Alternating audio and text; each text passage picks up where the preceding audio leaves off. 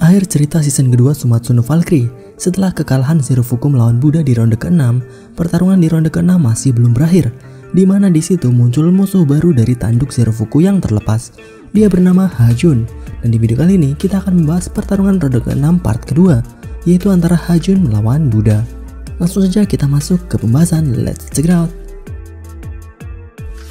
Hajun yang menggantikan Zerofuku dalam ronde ke-6 terlihat sangat besar dan kuat. Sang Raja Iblis Neraka ke-6. Seperti namanya, Hajun merupakan makhluk dari neraka, atau di Sumatsu no Valkyrie disebut Helheim.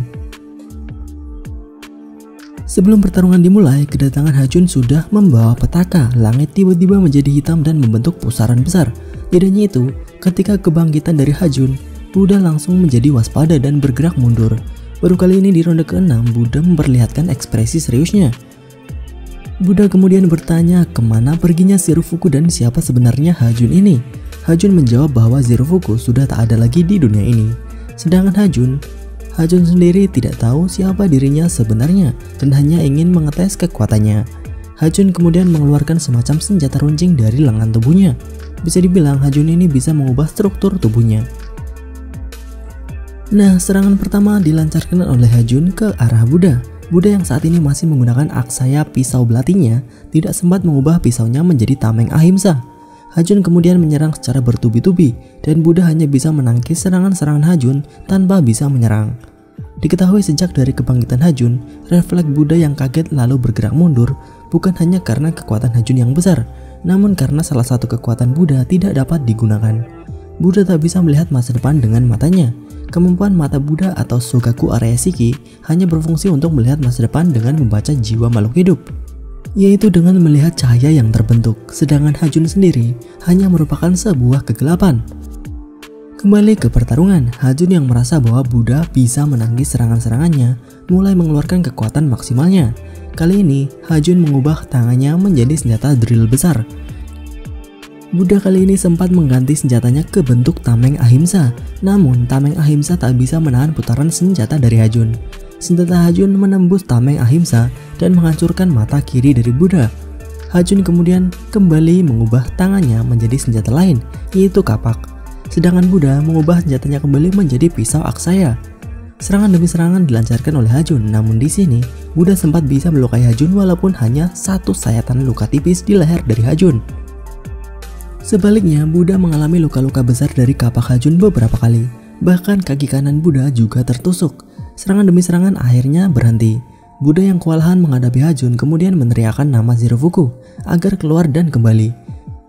Namun Hajun dengan tawa besarnya menjawab bahwa Zerofuku sudah dicerna di dalam tubuh Hajun. Di sini Buddha kemudian menyuruh Hajun untuk diam. Buddha marah besar, bahkan para manusia pun kaget. Kemungkinan baru kali ini melihat kemarahan dari Buddha.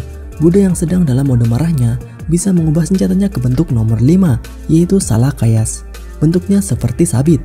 Dengan senjata Salakayas, Buddha menyerang dengan teknik Gometsu Rinne.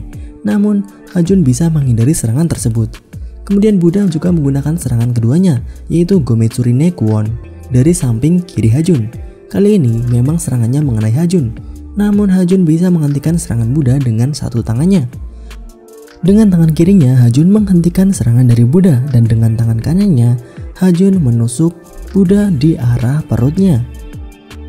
Namun dengan kekuatan tersisa, serangan Buddha yang masih ditahan tangan kiri Hajun akhirnya bisa menembus dan hampir memutus tangan kiri Hajun. Hajun terpaksa mundur. Hajun marah dengan Buddha dan mencabut lengan kirinya dan mengubahnya menjadi pedang. Kali ini, adu antara pedang dan sabit.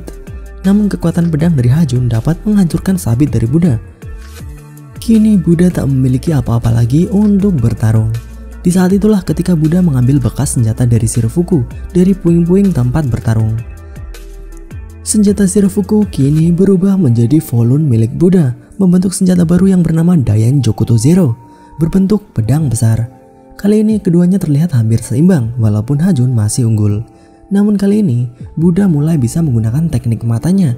Buddha mulai bisa melihat jiwa dari Hajun dan bisa melihat sedikit masa depan. Buddha mulai bisa menghindari serangan dari Hajun. Dan dalam satu kali serangan, teknik Mahaparinirvana, tubuh Hajun terbelah menjadi dua bagian setelah dihantam oleh pedang dari Buddha. Dengan kekalahan dari Hajun, ronde ke-6 dimenangkan oleh Buddha. Nah, itulah bagaimana pertarungan antara Buddha dan Ha-Jun. Walaupun awalnya Ha-Jun sangat unggul dalam pertarungan, Ha-Jun akhirnya dapat dikalahkan. Bagaimana menurut kalian mengenai pertarungan kali ini? Tuliskan pendapat kalian di kolom komentar. Bye bye.